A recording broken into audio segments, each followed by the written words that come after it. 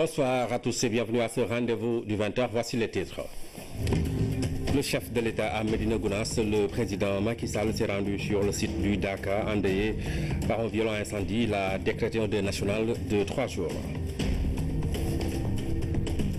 Les populations de Mbour ressentent-elles les retombées du secteur touristique? La question est au centre du reportage dans la série sur le tourisme. Bijoutiers, commerçants et chauffeurs se prononcent.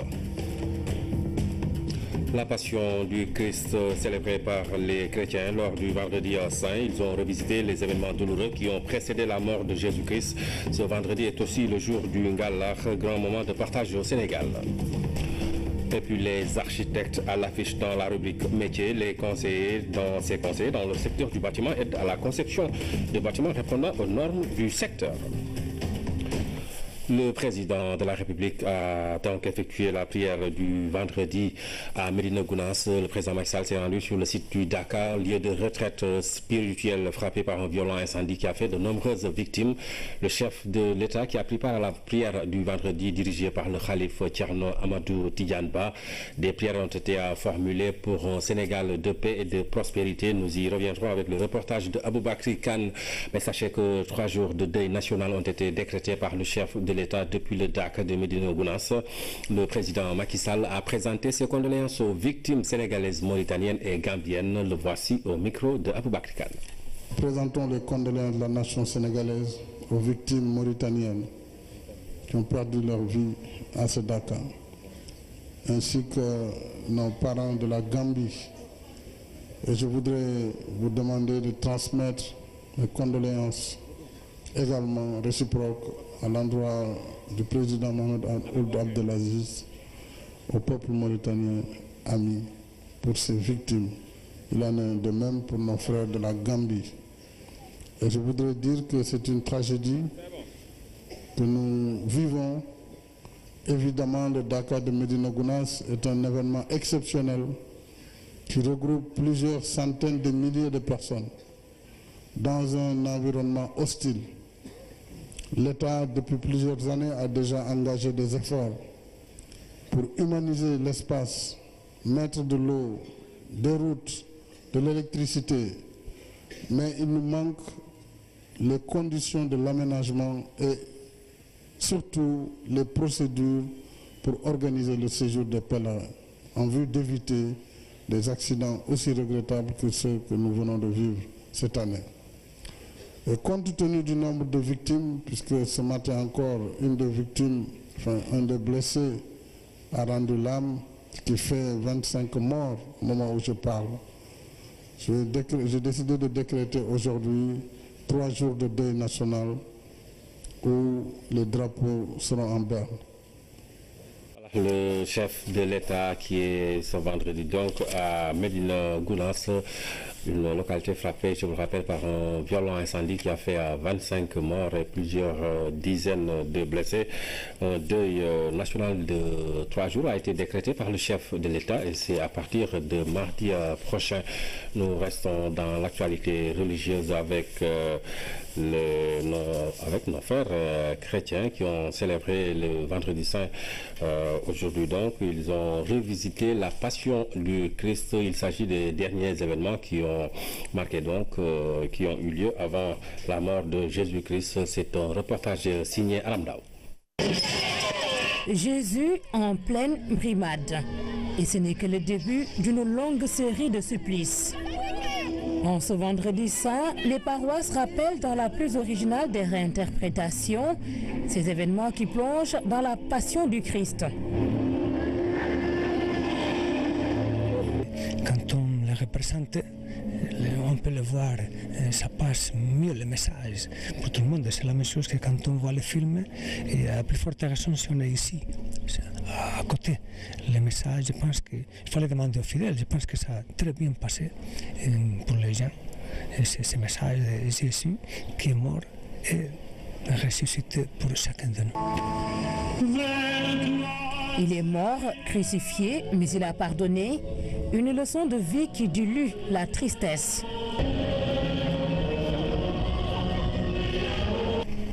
Elle a été une très bonne journée. Nous l'avons vécu dans la paix et la joie. En vivant les temps de Jésus, le temps de la passion de Jésus. Donc sa mort sur la croix, tout ce qu'il a vécu, tout ce qu'on lui a fait. Vous savez, on est trop attaché au Christ. Donc, vraiment, je ne trouve pas les mots, mais vraiment, c'est extraordinaire. C'est aussi une journée aussi de joie aussi, hein, parce que le Christ, il a beaucoup fait pour nous. Il a donné sa vie pour nous, donc on lui doit un très grand merci. De sa condamnation à mort à sa crucifixion, Jésus aura passé 14 stations douloureuses mais pleines d'enseignements. L'église Saint-Jean Don Bosco de Nord-Foire a repassé le film aux fidèles venus en masse. Le vendredi saint, une journée de partage également au Sénégal, une journée régale où on a dégusté le délicieux ngalax que les chrétiens ont préparé et partagé avec les parents et amis. Les musulmans ont été bien servis et c'est la preuve d'une belle cohabitation. Reportage de Rougiatouba. Au domicile des Sarres, c'est la mobilisation générale pour une opération spéciale, préparation et partage du mets star du jour, le ngalax. Il y a beaucoup de dépenses à faire, il faut le faire parce que bon, il faut communier avec l'autre communauté, la communauté musulmane, qui peut-être pendant leur fête aussi communie avec nous. La communion et le partage des valeurs auxquelles tient la maîtresse de maison. Je suis contente d'en offrir à mes voisins. Je ne sens même pas la fatigue. Mes voisins me sont très chers. Et les voisines reconnaissantes mettent la main à la pâte. Nous sommes ici depuis hier. Nous l'aidons à préparer tous les ingrédients qui entrent dans la préparation du ngalax. Nous le faisons parce que ce sont de bons voisins. Entre musulmans et chrétiens, nous vivons en parfaite harmonie. Quand c'est la fête musulmane, eux aussi ils passent toute la journée avec nous.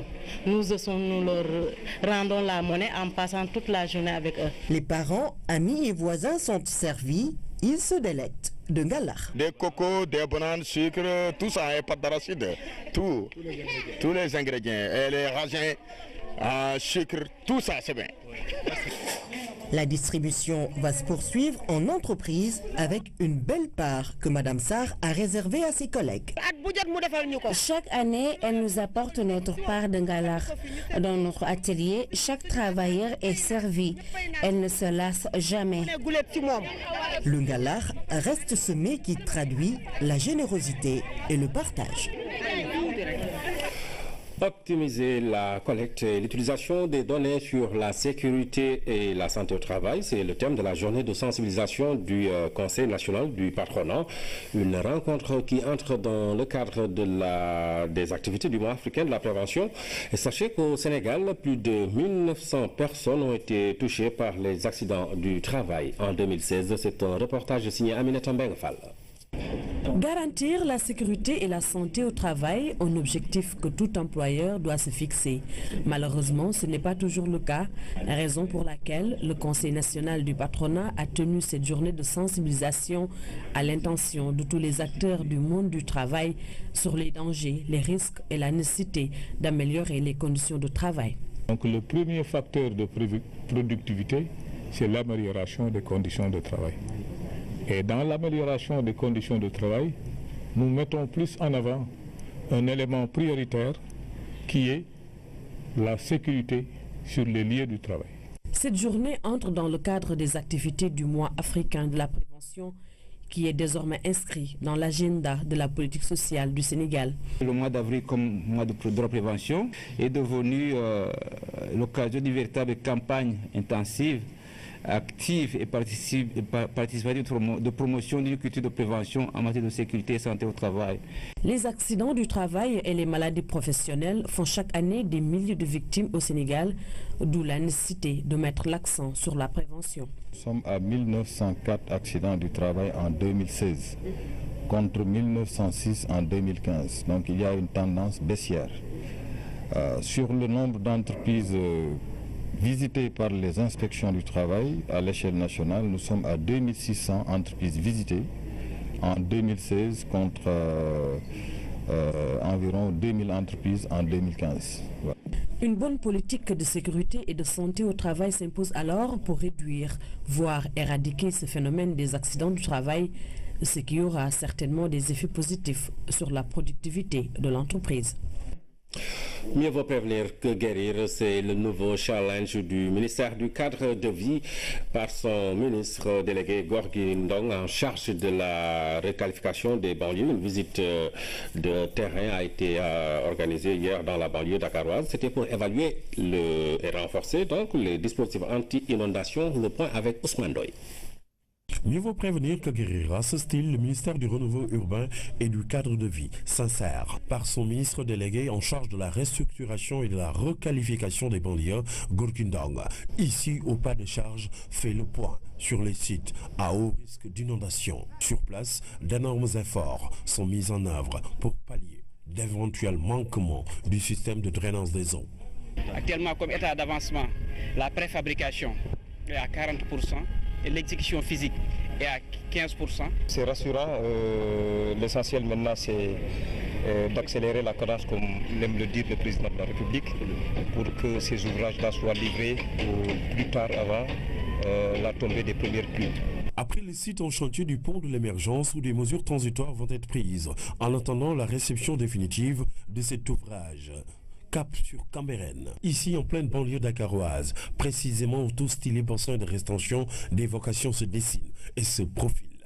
Apparemment, on est très content par rapport à ce qui s'est passé avant. Franchement, que c'est avant. Mais actuellement, on est très satisfait. C'est nous, population, nous-mêmes, qui nous organisons autour de ce projet pour prendre en charge la gestion des ouvrages par rapport à ce projet qui permet la durabilité de ces ouvrages-là. Là où nous sommes dans le quartier Médina Gazon, les quartiers de Barafaï, Seydou Badji, Mayoro Faï et Baratchoubou, je crois que ça ne faisait pas partie de l'aménagement. C'était une demande qu'on a fait spontanément lors d'une visite du directeur de l'ADM. On leur a demandé de nous faire un aménagement ici et ils l'ont accepté et ils l'ont fait. Et un peu plus loin, toujours dans la grande banlieue dakaroise, le constat reste le même. Les équilibres sont maintenus et vont même être renforcés. Chaque année que je fais en collaboration avec le ministère, il nous donne du matériel et il nous envoie aussi des hydrocureurs pour pomper l'eau à chaque fois, chaque année. Djamegen, Sikambao, en passant par Médina Gazon sur le sud du bassin de l'ADM, la grande mobilisation de l'État à travers le ministère du cadre de vie a mis du baume au cœur des populations de la banlieue dakaroise. Notre premier moto-pompe, c'est le président de la République qui nous a octroyé ça en 2010. Donc ça, quand même, ça fait longtemps. Donc c'est pour cela que nous aussi, nous prions toujours pour lui. Et en tout cas, on a l'espoir. Actuellement, avant, nos enfants là, tu n'as jamais entendu un enfant dire Yalna Tao. Donc on a confiance. Donc l'espoir est là. Et pour boucler la boucle, Rufisque, par ici, même engouement des populations. Un soutien qui a réjoui le ministre et lui fait dire que ceci n'est qu'un pas parmi les grandes réalisations et la grande ambition du président de la République pour la banlieue dakaroise. Avec un montant de 766 milliards depuis le plan d'urgence qui a été lancé en 2012 avec 66 milliards, énormément d'ouvrages ont été mis en place à travers tout le territoire national, au niveau de la grande banlieue. Et ce qui reste maintenant, c'est les ouvrages secondaires. On a constaté aujourd'hui des ouvrages secondaires qui doivent être effectués pour l'interconnexion avec les gros ouvrages par rapport au drainage des eaux. Cette visite préventive qui a démarré ici en pleine banlieue dakaroise n'est qu'un pas vers une généralisation d'une telle démarche sur l'ensemble du territoire national, comme pour dire l'équité dans la gestion des affaires publiques. Le ministre du Commerce annonce un plan de restructuration et de modernisation des marchés sénégalais en collaboration avec les autorités décentralisées. Cela fait suite au violent incendie qui a affecté ce week-end plus d'une quarantaine de kiosques et des centaines de tabliers du marché des HLM de Dakar. Le gouvernement a dépêché sur les lieux au chevet des commerçants sinistrés une délégation conduite par le ministre Alioune Sarr. C'est un reportage de Alassane Djedjou. Cette visite de terrain du ministre en charge du commerce aux principaux dépôts d'oignons intervient un peu plus d'un mois après l'entrée en vigueur de l'arrêté ministériel portant gel des importations de l'oignon. Cette décision prise de concert avec les acteurs de la filière marque relativement le démarrage officiel de la campagne de commercialisation de l'oignon local. Cette année, une production record de 400 000 tonnes d'oignons est escomptée. Ici, au marché de Thiaroye, première étape de la visite d'Alioune Sarr, il n'y aurait de camions provenant de la zone de production, notamment le Fouta. 6 à 7 camions par jour déversent oignons et pommes de terre. Les stocks sont estimés à 500 tonnes d'oignons et 200 tonnes de pommes de terre. Un niveau d'approvisionnement du marché à quelques jours de la fête de Pâques qui rassure les autorités. Et pour vérifier justement la mise en œuvre des mécanismes de commercialisation et vérifier que tout se passe très bien. Je dois donc vraiment féliciter les commerçants de Thiaroye qui au jour d'aujourd'hui sont en train de respecter scrupuleusement les engagements qu'ils ont pris. Et ce collectif a pris l'engagement chaque semaine de commander plus de 300 tonnes au profit de nos producteurs. La deuxième chose qu'il faut également rappeler, c'est qu'à la veille de grands événements religieux au Sénégal, j'ai l'habitude de vérifier également l'approvisionnement convenable du marché. Donc c'est une façon vraiment de se féliciter du dispositif mis en place, mais également rassurer les consommateurs sénégalais qu'il y a suffisamment de denrées qui leur permettent justement de passer la fête dans de bonnes conditions. Au dépôt de Thiaroye comme au marché Gueule-Tapée de Cambérène, dernière étape de cette visite, le ministre en charge du commerce a trouvé un stock bien fourni. Au cours des échanges avec ses interlocuteurs, Alioune Sarr a renouvelé aux commerçants leur implication dans les différentes décisions les concernant. L'amélioration de leurs conditions et leur cadre de travail à travers le programme du PSE, notamment le projet de marché d'intérêt national en cours de réalisation à Diamniadio. Tout ce rapport, il convient de souligner que les commerçants ont honoré les engagements pris devant le ministre en charge du commerce à Boubé. Ces camions remorqueurs en cours de déchargement qui viennent des zones de production d'oignons de Podor en sont une parfaite illustration. Aujourd'hui, fait important, ce sont plus de 300 millions de francs CFA qui ont déjà été injectés par les commerçants dans le circuit de la commercialisation de l'oignon depuis le début de la campagne. Toutes nos excuses ont été avec cet élément. Il ne s'agit pas du bon, c'était le bon élément. Donc, c'était le ministre du Commerce Alioune Sarr qui a rendu visite donc aux commerçants et autres tabliers du marché des HLM de Dakar après le violent incendie qui a eu lieu ce week-end. Le puissant incendie qui s'est déclaré vendredi dernier dans le ranch de Dolia a finalement été maîtrisé. Des milliers d'hectares ont été ravagés, mais aucune victime humaine n'a été enregistrée. Retour sur les lieux avec Pape Bounachao. Vu d'en haut, l'ampleur du désastre se découvre. Des arbres calcinés, un tapis herbacé complètement dévasté. Pas moins de 12 000 hectares ont été littéralement consumés sur les 87 000 que compte le ranch de Doli. Arrivé sur le lieu, effectivement, nous avons constaté qu'il y a 4 grands foyers identifiés qui sont déclarés. Alors du coup, nous sommes organisés. Alors nous avons construit, n'est-ce pas, des équipes offensives, des équipes qui vont aller à l'offensif et des équipes, n'est-ce pas, qui vont rester à la défensive pour pouvoir contenir, n'est-ce pas, les foyers. Un feu de brousse gigantesque qui a nécessité la mobilisation de moyens humains et matériels considérables. 261 hommes, y compris, n'est-ce pas, les forces de l'armée, les forces des sapeurs-pompiers, les forces des eaux et forêts, aussi, n'est-ce pas, la contribution, n'est-ce pas, de la population. Donc environ, nous sommes 261 hommes engagés ici, sur le terrain. Comme moyen, 32 véhicules d'intervention et d'extinction incendie ont été mobilisés. Alors nous avons consacré tous nos efforts quand même sur le lieu pour pouvoir arriver, n'est-ce pas, à maîtriser, n'est-ce pas, cet incendie. Malgré les efforts conjoints des sapeurs-pompiers, des services des eaux et forêts et de l'armée, les flammes ont été difficiles à combattre. Ce qui a rendu en fait les choses difficiles, d'abord c'est la violence du vent, parce que déjà hier, nous avions déjà constaté que le feu était déjà presque maîtrisé, mais sous l'effet du vent d'hier, alors il y a eu des reprises dans certains foyers. Nous sommes remis, n'est-ce pas, au travail. Et donc aujourd'hui, le temps était vraiment clément, il n'y a pas eu de reprise. Nous avons fait des rondes dans tous les secteurs et nous avons en fait arrêté que le feu peut être déclaré comme éteint. La mission a été un peu plus périlleuse, mais les forces présentes sur le terrain ont travaillé en parfaite intelligence.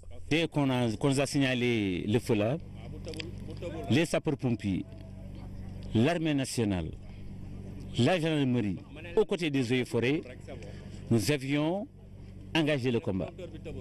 D'abord, nous avions mis en place un PC très rapidement et dans une parfaite synergie d'action et une mutualisation des moyens, nous avions engagé le combat qui nous a permis d'avoir ce résultat.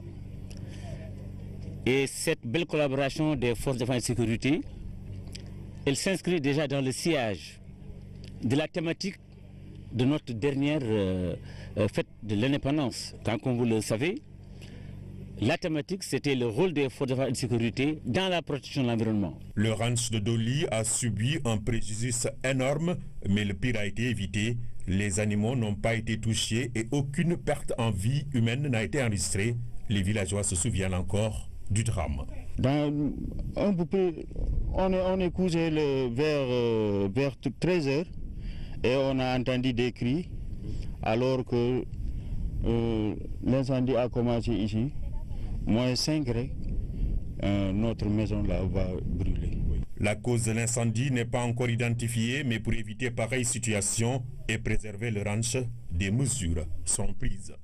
Sous peu, des décisions fortes seront prises par le gouvernement pour sécuriser à jamais ce ranch qui, encore une fois, est en quelque sorte le poumon économique de notre pays. Il faut signaler que dans le nouveau code forestier, justement, les feux de brousse sont maintenant criminalisés. Il n'y a plus de circonstances atténuantes et des peines sévères sont prévues dans le code. En dehors de cela, de la partie répressive, nous allons toujours encore une fois continuer la phase de sensibilisation. Le fait qu'on soit accompagné par les élus, les populations, c'est-à-dire un bon début de sensibilisation. Le ranch de Doli est une zone de repli et de réserve de pâturage, surtout en saison sèche. Sa protection est une question d'intérêt national. Ici à Dakar, le ministre de l'Agriculture et de l'Équipement rural a magnifié la contribution des régions dans la riziculture, mais aussi la qualité et la diversité des produits agricoles et animaux exposés à la FIARA édition 2017. Dr Pape Abdoulaye Seck l'a annoncé lors de sa visite à la Foire internationale des produits agricoles et des ressources animales. Penombo. L'édition 2017 de la FIARA a fortement mis en exergue la valeur ajoutée créée par les produits agricoles sénégalais, une vraie démonstration de force tant sur la qualité que sur la diversité. Nous avons noté une nette amélioration en ce qui concerne la qualité des produits.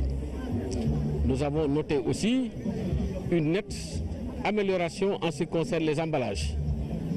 Enfin et surtout, une transformation des produits agricoles, laquelle transformation nous permettra d'avoir plus de valeur ajoutée et de lutter conséquemment contre les pertes post-récolte. Nous sommes ravis, nous sommes satisfaits de ce tour qu'il a eu à faire pour voir le niveau d'évolution de cette 18e édition de la FIARA, qui a été caractérisée par la qualité du riz, la diversité du riz. Le riz qui sort du lot avec sa présence remarquée dans l'ensemble des zones écologiques du Sénégal. Nous avons pu voir un excellent riz de Fatick, Kaolack, Kaffrine, dans le Ndoukoumane, un peu partout. Et ceci vient confirmer la justesse de l'orientation stratégique définie par son Excellence M. Macky Sall, président de la République, qui, dès sa prise de pouvoir, disait « Si nous voulons atteindre l'autosuffisance, il est important que les zones qui sont au-dessus de 800 mm assurent leur autosuffisance. » tey fii bu ñuy ñëw indi nañu 720 tonnes riz entier bi moo 500 yëpp riz entier la 300 et quelques mooy riz brisé kon nga xam ne Sénégal yi xam nañu woote bi wuyu nañ si bu baax. Nous sommes des diplômés ñu bàyyi fi diplôme bu dem si àll bi franchement gis nañ si suñu njëriñ. Autre fait majeur constaté à cette grande messe agricole, la matérialisation de l'intégration sous-régionale. Le gouvernement fera tout pour appuyer cet outil majeur d'intégration régionale pour que nous puissions donner, pour que nous puissions recevoir à partir de cette bourse d'information qu'on peut avoir. Occasion saisie par le président du comité d'organisation de la FIARA pour annoncer la tenue d'une FIARA sénégambienne en mars 2018 à travers cette initiative, le partage de toute l'expérience sénégalaise dans le domaine de l'agriculture. À Matam, le projet de culture du maïs et de pommes de terre est une grande réussite. Parmi les 40 hectares de terre cultivés, les 20 ont produit plus de 450 tonnes. Une récolte jugée satisfaisante par les populations. Anaïs Nyanyamane. Une étendue à perte de vue. Environ 40 hectares de terre cultivée par la population de Werdou Bossabé dans la région de Matam. Pour cette première récolte, le maïs est à l'honneur. Aujourd'hui, nous sommes là à la récolte du maïs. Nous avons visité tout le champ pratiquement. Nous avons vu quand même que la récolte a été très bonne et que le rendement est attendu vraiment au rendez-vous. C'est environ autour de 150 tonnes. Après le maïs, cap au champ de pommes de terre, puis de pastèques. Pour les pommes de terre, 300 tonnes sont déjà récoltées au grand bonheur des populations de la localité. Les 21 hectares qui sont cultivés en pommes de terre, aujourd'hui nous avons tout juste commencé à récolter les 4 hectares, mais nous avons une production de 60 tonnes pour ces 4 hectares. Donc les 21 hectares, c'est plus de 300 tonnes. Donc c'est une belle production, c'est une belle expérience également. Nous attendons incessamment des pastèques et de l'arachide. Donc tout cela pour le bénéfice des populations de cette localité de Bossiabi. Actuellement, il y a plus de 200 jeunes qui travaillent dans ce projet. Ces cultures ont été initiées par un ressortissant vivant à l'étranger, une initiative privée appréciée par les autorités. Il fallait que je me dise. J'en ai eu des échos, mais je voulais venir voir de mes propres yeux ce projet. C'est un bon exemple. Ceux qui ont les moyens doivent les reproduire chez eux.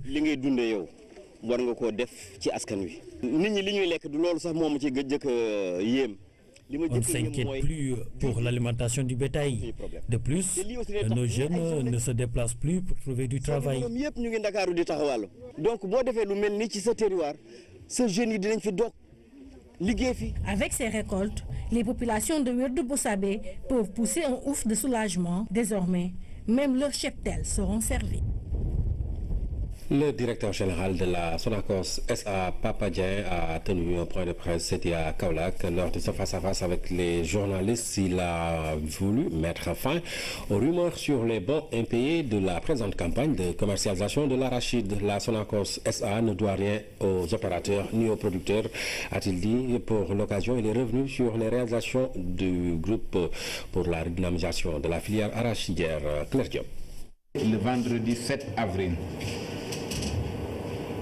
à la place de l'obélisque, un individu a utilisé la tribune qui lui était offerte pour affirmer que la campagne de commercialisation en cours enregistrait des bons impayés. Des accusations jugées gratuites et dénuées de tout fondement par le directeur général de la Sonacos SA, Pape Dieng, lors de son face-à-face avec la presse de Kaolack, a tenu à rétablir la vérité. L'autorité de déclarer que la Sonacos SA ne doit aucun bon impayé. Toutes les factures ont été réglées et à temps. Cela a été possible grâce à la mobilisation au début de campagne d'une ligne de financement offshore d'un montant de 45 milliards de nos francs. Ni Sonacos, ni l'État du Sénégal, ni même les autres confrères huiliers ne sont concernés ni de près ni de loin par cette affirmation. Tous les opérateurs ont été payés au plus tard moins de 48 heures après la livraison des graines. Il ne peut y avoir dans ces conditions de bons impayés. Et il n'y a effectivement aucun bon impayé. La Sonacos SA travaille à la relance de la filière arachide. La reprise des activités dans certaines usines du groupe est effective après plusieurs années d'arrêt. Une situation qui a eu comme impact la création de 1090 emplois directs et 966 emplois indirects à travers les partenaires prestataires de services. L'usine de Louga, à l'arrêt depuis 2011, a redémarré le 14 février 2017. Celle de Diourbel, la SIB, a suivi depuis le 20 février 2017. Quant à l'usine de Lindiane, l'usine de Kaolack, donc, où nous nous trouvons, elle fonctionne depuis le 19 mars 2017. Les usines de Ziguinchor et de Dakar, en fin de maintenance, sont prévues pour démarrer courant avril 2017. Depuis le début de la présente campagne de commercialisation, la Sonacos SA a acheté 82 000 tonnes de graines contre 7 000 tonnes pour la campagne précédente. L'encours actuel du financement mobilisé est de 22 milliards de nos francs. L'enveloppe devrait servir à l'achat d'éventuelles graines disponibles. Avec l'accord de l'État du Sénégal, la Sonacos SA entend participer à la distribution des semences lors de la campagne 2017-2018. Aujourd'hui, je vous le disais il y a quelques minutes, le ministre du Commerce a annoncé un plan de restructuration et de modernisation des marchés sénégalais en collaboration avec les autorités décentralisées. Cela fait suite au violent incendie qui a affecté ce week-end plus d'une quarantaine de kiosques et des centaines de tabliers du marché des HLM à Dakar. Le gouvernement a dépêché sur les lieux au chevet des commerçants sinistrés une délégation conduite par le ministre Alioune Sarr. C'est un reportage de Alassane Diédhiou. Au surlendemain du sinistre, voici ce à quoi ressemble la quarantaine de kiosques du marché des HLM de Dakar qui ont pris feu le week-end dernier sous l'effet combiné d'un court-circuit électrique et son corollaire, l'inflammation du tissu textile emmagasiné dans les ateliers des artisans couturiers. Les circonstances du drame avec l'édile de la commune. C'est le problème de coupe-circuit. Parce qu'il n'y a pas de feu ici. Il n'y a pas de restaurant. Donc il ne peut y avoir qu'un problème de coupe-circuit. C'est arrivé la nuit, tard. 3h30 du matin, 3h, et c'était à l'intérieur, c'est pas à l'extérieur. Et vous voyez, tout ça, c'est du fer. Peut-être que s'il y a eu du bois, le bois était à l'intérieur. S'il y a eu plus de feu, c'est parce qu'il y a des tissus synthétiques et il y a des étagères en bois. C'est ce triste spectacle qui s'offre au ministre en charge du commerce et à sa délégation. Alioune Sarr est venu sur les lieux pour constater de visu l'ampleur des dégâts, apporter le soutien du gouvernement aux sinistrés et leur annoncer des ébauches de solutions structurelles. Le premier enseignement qu'il faudra tirer, et ça a été corroboré par l'exposé de M. le maire, c'est surtout le problème d'organisation que nous avons constaté. Les branchements électriques faits de manière anarchique. Mais également une question de manière globale d'organisation du marché. Et ce n'est pas spécifique au marché des HLM. Au Sénégal, de manière générale, les commerçants exercent leur métier dans des conditions extrêmement difficiles. C'est la raison pour laquelle le gouvernement a engagé un programme qui s'appelle modernisation et réhabilitation des marchés au Sénégal. Ça a démarré avec la construction du marché international Diamniadio, où le chef de l'État a investi plus de 50 milliards pour que le commerce à Dakar puisse se faire dans des conditions dignes et des conditions normales. L'incendie du marché des HLM, un marché qui, rappelons-le, a déjà pris feu en 2002, n'est pas loin sans faux un cas isolé. Les mêmes jours, le marché zinc de Kaolack était aussi, et pour la troisième fois, la proie des flammes. Il s'agit donc d'un phénomène récurrent. Toute chose qui pose la problématique de la restructuration et la modernisation des marchés. Une question au cœur des préoccupations du gouvernement qui est inscrite parmi les objectifs stratégiques du PSE, le plan Sénégal émergent, dont l'épine dorsale est le marché d'intérêt national en cours de réalisation à Diamniadio. Le ministre des Affaires étrangères et des Sénégalais de l'extérieur a signé cet après-midi l'accord de siège entre le gouvernement du Sénégal et l'Institut mondial pour la croissance verte. Ce siège permet au 3GI de dérouler ses opérations dans notre pays et de lui faire bénéficier d'un budget estimé à $85 000 US. Le Sénégal est membre du bureau pour un mandat de 2 ans. Compte rendu Amadou Aramtiam. Le Sénégal n'est certes pas un pays polluant, mais il paye, à l'instar des autres pays sahéliens, un lourd tribut pour les changements climatiques. Avec cet accord, le DDDI va l'accompagner dans son évolution vers un modèle de croissance verte. Le développement des villes vertes, tout ce qui touche à l'agroforesterie, au paiement pour les services d'écosystème, à l'érosion côtière, et à l'institutionnalisation de la gouvernance verte dans les politiques, les stratégies et les processus de renforcement des capacités. Un partenaire de premier plan du Sénégal pour le renouvellement de la mode de pensée autour d'un modèle de développement adéquat, un modèle d'une croissance verte appuyé par un budget estimé à $85 millions US, un programme articulé autour de certaines priorités. Ce programme quinquennal s'exécutera selon les 3 axes stratégiques suivants, alignés sur des priorités nationales déclinées dans le plan Sénégal émergent. D'abord, le développement des villes vertes pour une meilleure qualité de vie, et des économies d'énergie à grande échelle, l'utilisation des terres pour une large adoption des technologies favorisant l'efficacité énergétique, la gouvernance verte, enfin, pour un accès aux services de base dans un environnement sain. Les relations de coopération existantes entre le Sénégal et DDDA, quoique récentes, sont très dynamiques grâce aux mécanismes institutionnels mis en place. Pour une bonne exécution des directives et de la feuille de route, l'État du Sénégal s'engage à apporter tout l'appui nécessaire à l'Institut mondial pour la croissance verte.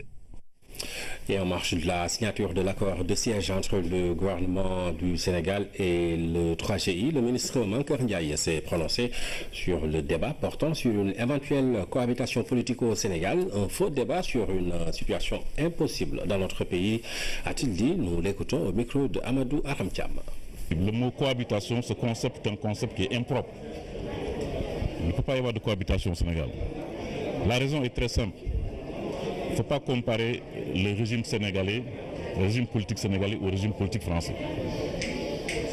En France, c'est le gouvernement qui définit la politique et qui la met en œuvre.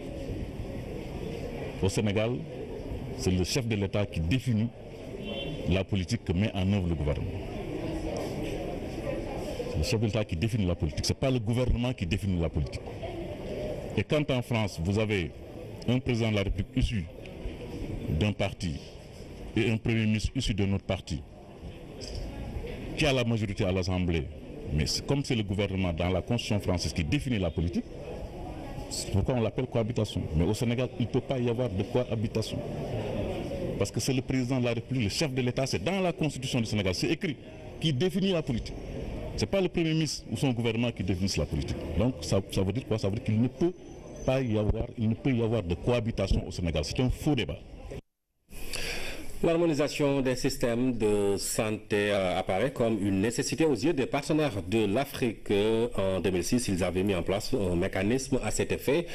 Cette année, c'est Dakar qui a accueilli la rencontre des membres du mécanisme dans un contexte de pauvreté, de transition épidémiologique et d'épidémie. L'harmonisation et l'alignement des pratiques et méthodes dans le domaine de la santé sont vivement souhaités au Madiao. Levée des couleurs et minutes de silence pour les victimes du Dakar de Médina Gounass ont précédé l'enrôlement du ministre Mansour Elimane Kane au système intégré de gestion des ressources humaines. Chaque agent du ministère devra désormais passer par cette pointeuse biométrique à son arrivée comme à la descente. Une fois enrôlé, donc l'agent, tous les matins, il se présente là-bas, donc au niveau du poste. Il y a un dispositif là qui se trouve alors à ce niveau. L'agent peut badger avec le doigt, c'est-à-dire le pouce ou bien l'index, ou bien également il peut même badger par la carte. Le dispositif mis en place permet d'éditer des statistiques sur le respect des horaires et le temps de présence du personnel. Et on veut passer de l'efficacité à l'efficience.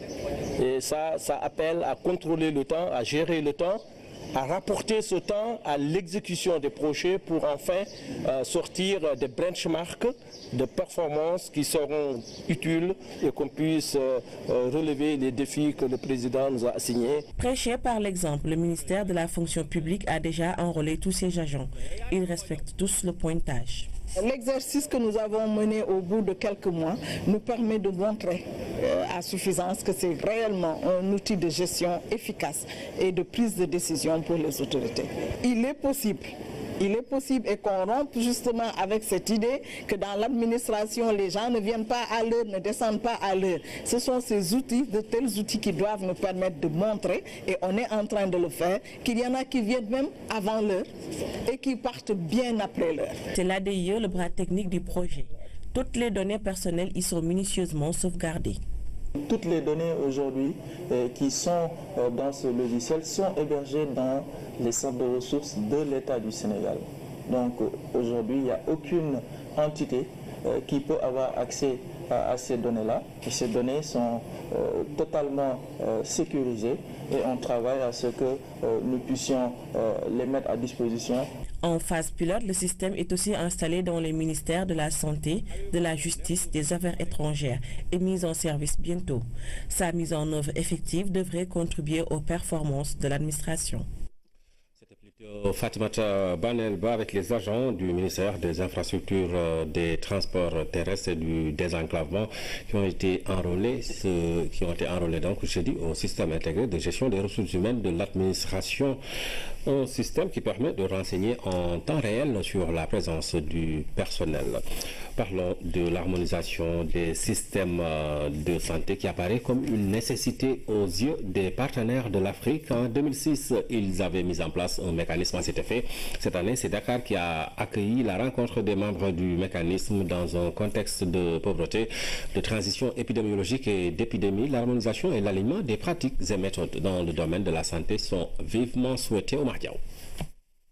C'est en 2006 que le mécanisme d'harmonisation de la santé en Afrique a été mis en place avec au départ une demi-douzaine d'institutions, pour la plupart issues du système des Nations Unies. Les objectifs que nous étions assignés en 2006 sont des objectifs qui aujourd'hui sont, j'allais dire en tout cas, plus d'actualité.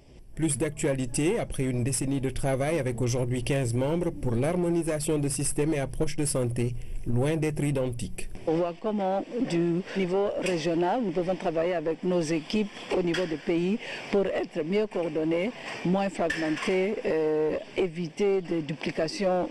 Cette démarche vise l'efficacité dans les réponses, d'autant que les financements extérieurs se font de plus en plus rares. Dès lors, les États doivent asseoir des stratégies de financement domestique pérennes. C'est l'un des grands défis pour le continent mis en évidence. Mais il n'est pas le seul. La pauvreté, surtout liée à une mauvaise répartition des richesses et à une mauvaise exploitation de nos richesses, puisque l'Afrique n'est pas un continent pauvre. Et puis, il y a ce double fardeau des maladies infectieuses et celles non transmissibles. Les épidémies figurent aussi au tableau, autant d'éléments qui appellent des rapprochements. S'il n'y a pas d'harmonisation dans ce que nous faisons, nous allons avoir beaucoup de difficultés. Que le terme harmonisation et alignement ne soit pas simplement un slogan. Déterminant de la santé ou de la maladie, dividendes démographiques, CMU, urgence humanitaire, santé de la reproduction et des jeunes, maladies infectieuses, ont figuré en bonne place dans les discussions. Un autre défi pour certains pays est la définition des priorités avec les partenaires. Nous n'avons pas ce problème-là. Au Sénégal, nous avons des partenaires qui s'appuient sur le plan national de développement sanitaire. Avec seulement 13% de la population mondiale, l'Afrique subsaharienne enregistre 66% des décès maternels et 50% des décès infantiles. En y ajoutant 67% des cas de sida, on comprend l'immensité du défi par rapport aux ODD. Dakar devrait permettre l'accélération de l'harmonisation, de la gestion et de la gouvernance de la santé en Afrique. Ce communiqué de presse du ministère de l'économie, des finances et du plan portant sur la signature de convention entre la BAD et le Sénégal d'un montant de 70 milliards environ au profit du programme Promoville. Le ministre de l'économie, des finances et du plan, M. Amadou Ba, qui séjourne en Côte d'Ivoire dans le cadre de la réunion des ministres des Finances de la zone franc, a signé en marge de cette manifestation avec M. Janvier Litz, directeur général du bureau régional de la Banque africaine de développement BAD pour l'Afrique de l'Ouest, un accord de prêt d'un montant de 114,34 millions d'euros, soit environ 70 milliards de francs CFA au profit du programme Promoville. Ce prêt concerne le programme de modernisation des villes du Sénégal dans sa phase 1. Dans la série sur le tourisme, nous faisons cap ce soir sur la petite côte à Hambourg précisément. Comment les populations ressentent au quotidien les retombées du secteur touristique. Notre reporter Amine Touré est allé à la rencontre des bijoutiers, des commerçants, des chauffeurs et chacun en ce qui le concerne apprécie la situation. Voici son reportage. Sur les voies qui mènent à Hambourg, celle-ci est à couper le souffle. Au gré d'une liberté de vue et d'une vitesse raisonnable, nous voici à l'entrée de la ville, à quelques jets de pierre de Dakar. Finalement, Hambourg est à la croisée des chemins du développement. Les habitations poussent à la va-vite, les affaires florissent. Les indicateurs de performance ne manquent surtout pas. Au village artisanal, nous avons rencontré Malik Faye, bijoutier, assis sur ses 39 ans. Cet homme bat le fer quand il est chaud depuis 22 ans. Et grâce au tourisme, il parvient à entretenir une famille de 8 personnes. Je ne peux pas vous avancer un chiffre exact, mais je peux vous assurer que nous parvenons à satisfaire nos besoins essentiels. Le village artisanal d'Ombour est calme à notre passage, mais sur le plan de la rentabilité financière, ça bat de l'aile et la clientèle est parfois bien sénégalaise.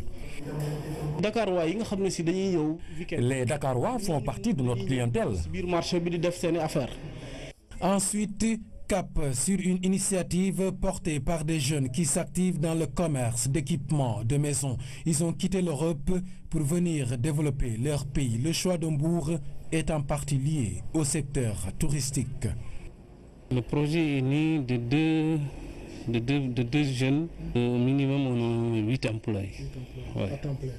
Non, à temps plein, oui. Ils sont tous rémunérés. Ouais. Nous avons aussi ce qu'on appelle une valeur ajoutée, parce qu'ici au niveau de Bourg, je peux dire que le personnel de Saly est à 90% bourrois.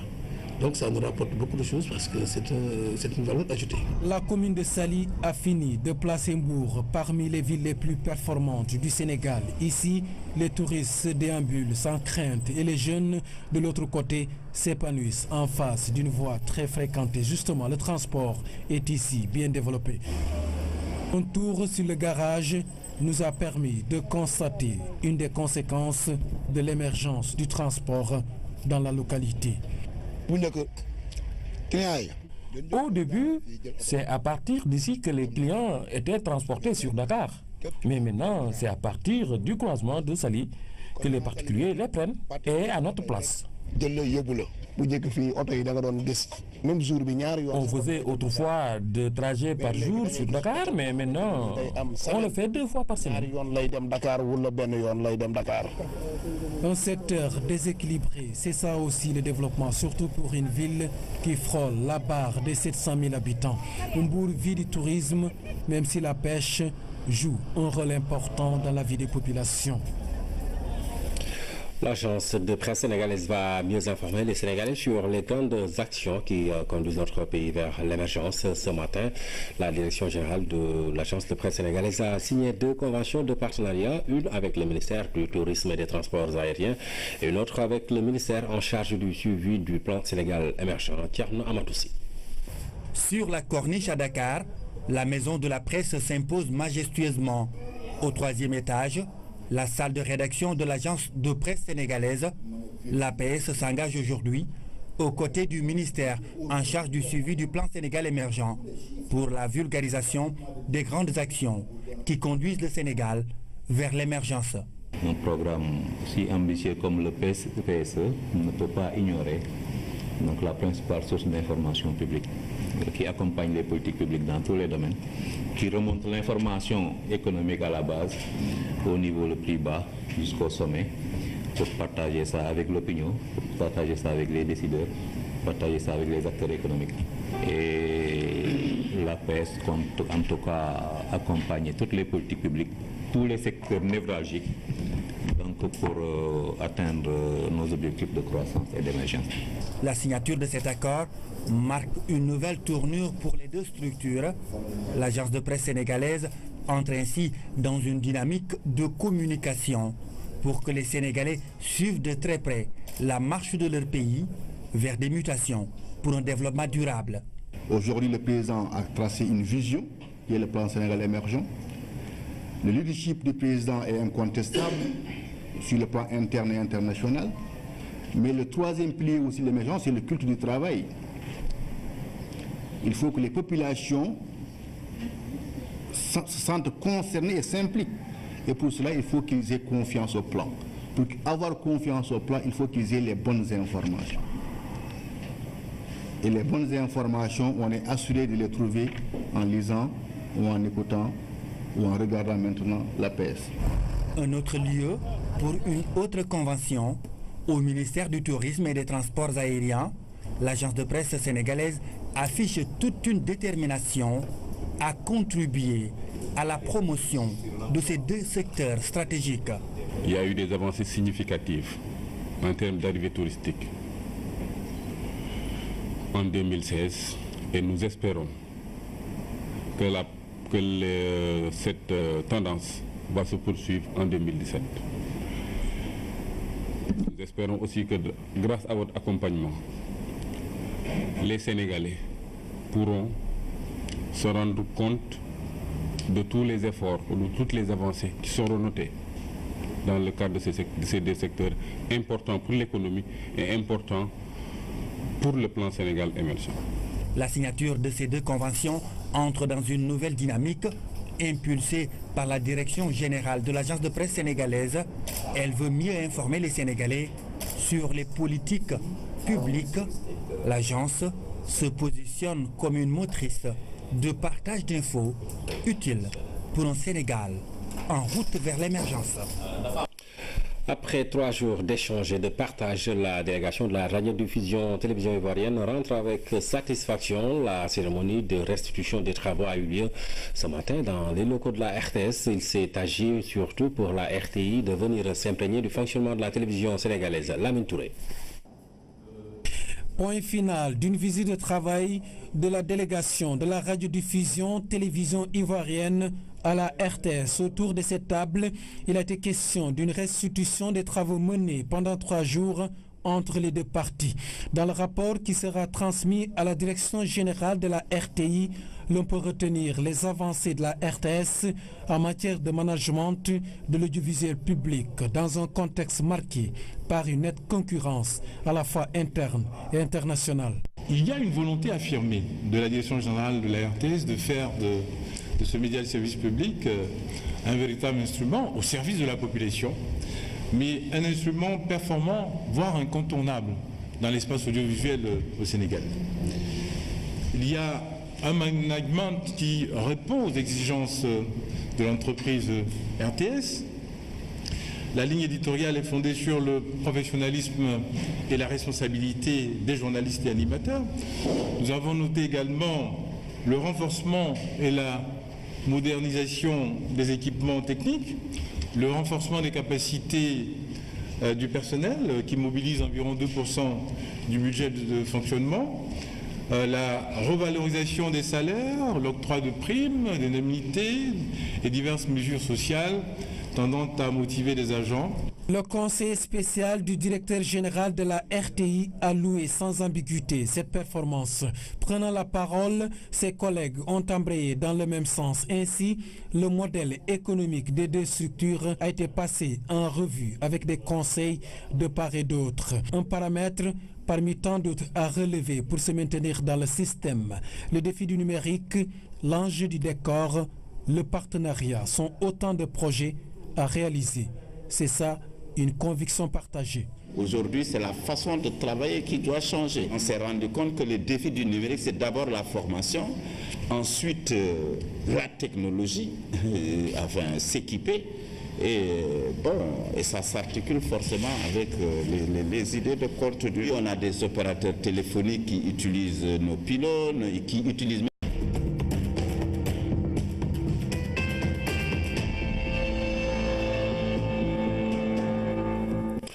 Bonsoir à tous et bienvenue à ce rendez-vous du 20h. Voici les titres. Le chef de l'État à Médina Gounass, le président Macky Sall, s'est rendu sur le site du Dakar, endeuillé par un violent incendie. Il a décrété un deuil national de 3 jours. Les populations d'Ombour ressentent-elles les retombées du secteur touristique? La question est au centre du reportage dans la série sur le tourisme. Bijoutiers, commerçants et chauffeurs se prononcent.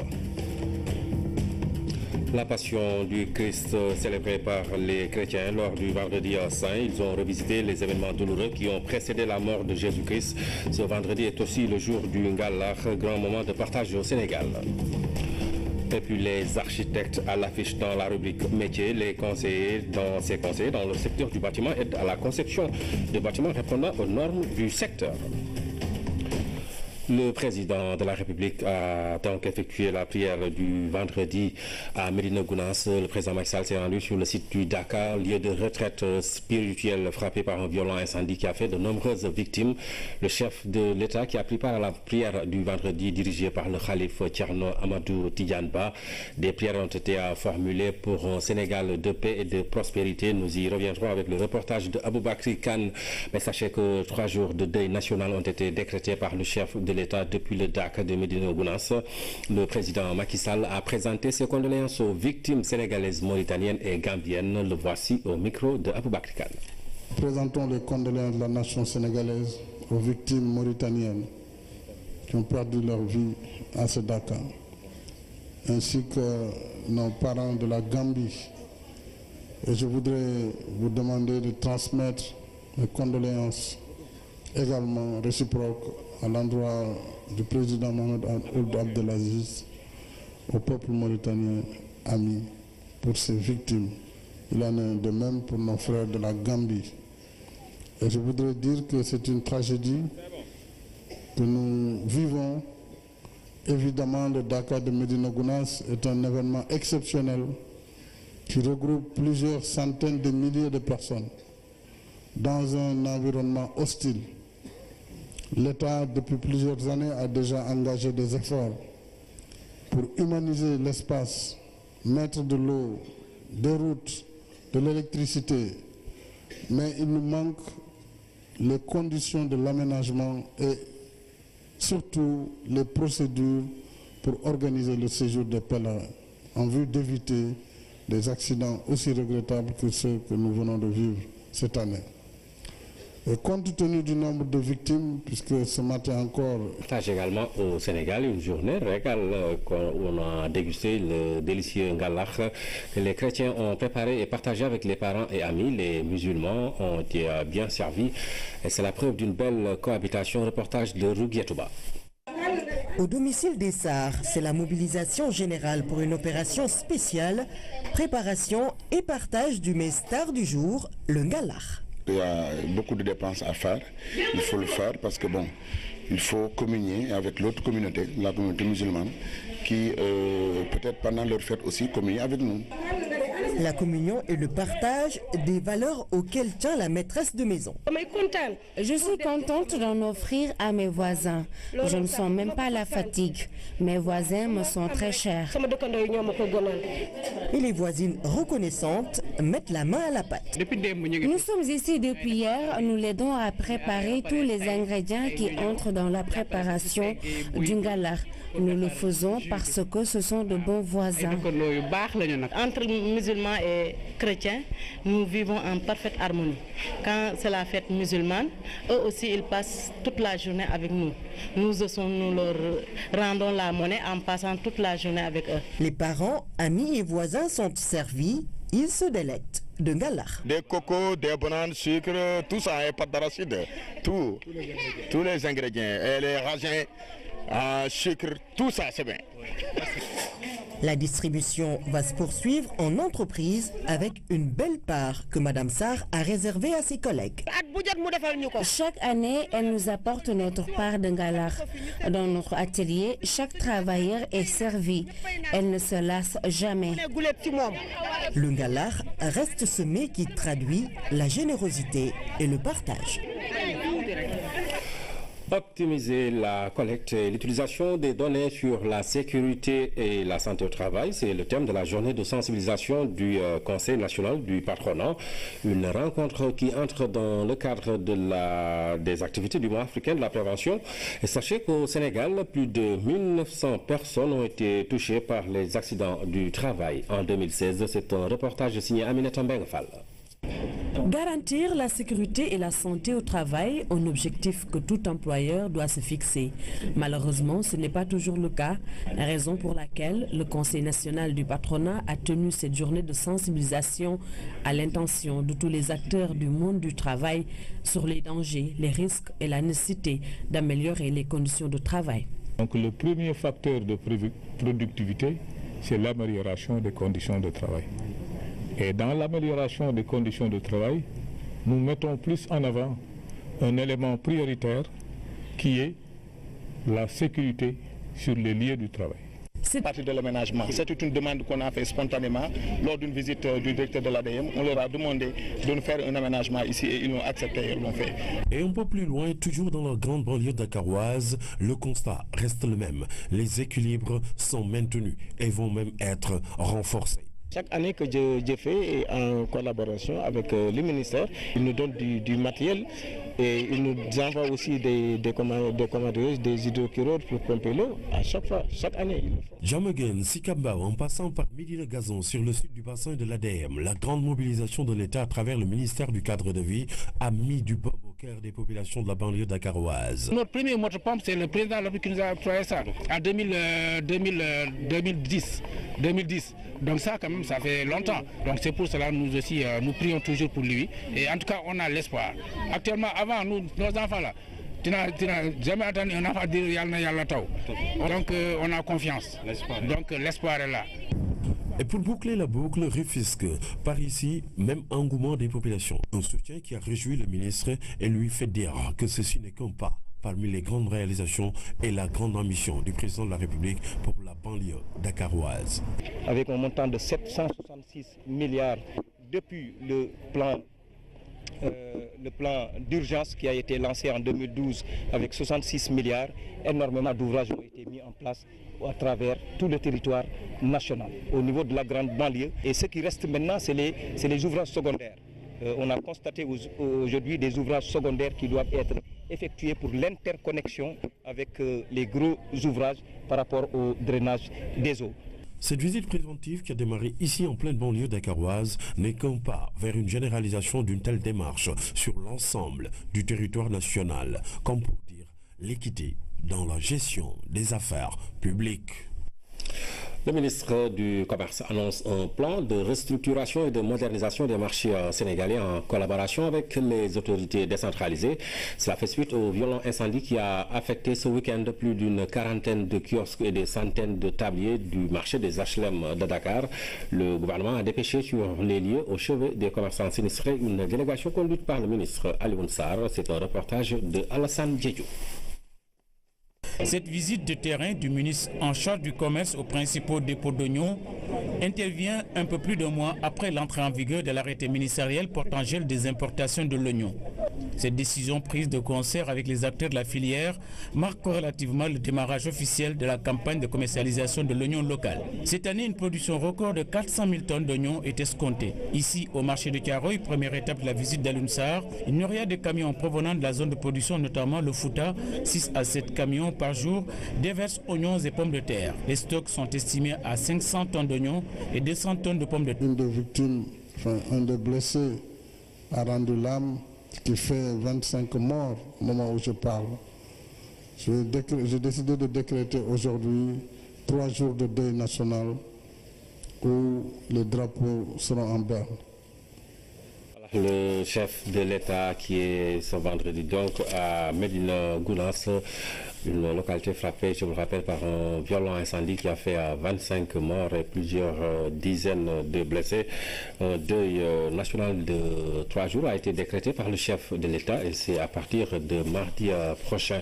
Nous restons dans l'actualité religieuse avec nos frères chrétiens qui ont célébré le vendredi saint.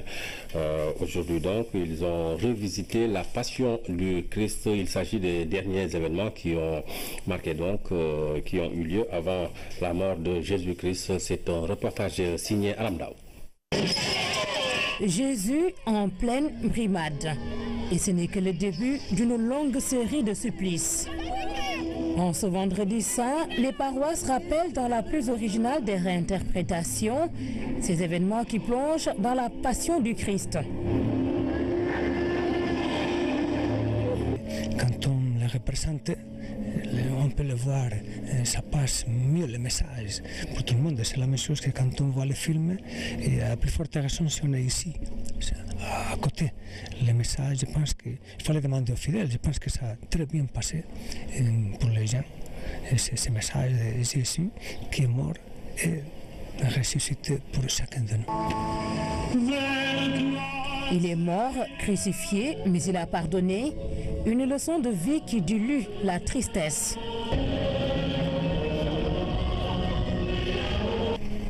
Elle a été une très bonne journée.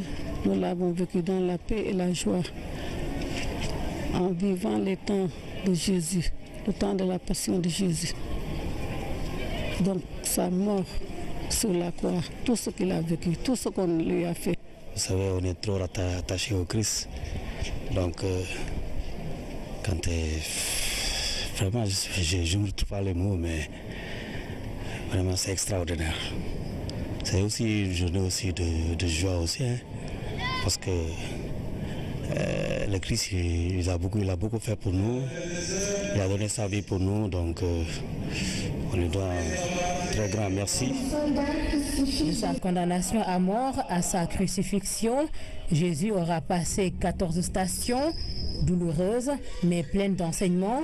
L'église Saint-Jean Don Bosco de Nord-Foire a repassé le film aux fidèles venus en masse. Le vendredi saint, une journée de... Journée entre dans le cadre des activités du mois africain de la prévention qui est désormais inscrit dans l'agenda de la politique sociale du Sénégal. Le mois d'avril comme mois de la prévention est devenu l'occasion d'une véritable campagne intensive, active et participative de promotion d'une culture de prévention en matière de sécurité et santé au travail.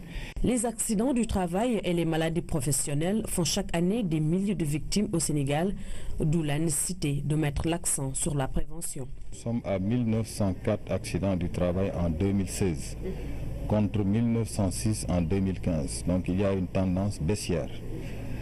Sur le nombre d'entreprises visitées par les inspections du travail à l'échelle nationale, nous sommes à 2600 entreprises visitées en 2016 contre environ 2000 entreprises en 2015. Voilà. Une bonne politique de sécurité et de santé au travail s'impose alors pour réduire, voire éradiquer ce phénomène des accidents du travail, ce qui aura certainement des effets positifs sur la productivité de l'entreprise.